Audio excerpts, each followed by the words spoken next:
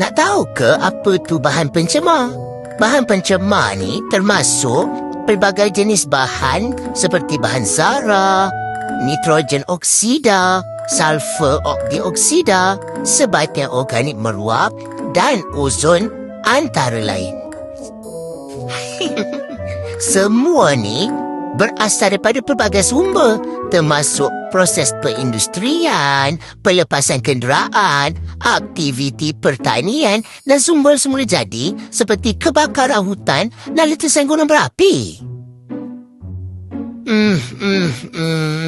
Akhirnya, macam-macam usaha terpaksa diambil untuk menangani pencemaran udara yang melibatkan langkah pengawasaliaan, kemajuan teknologi dan kempen kesedaran awam.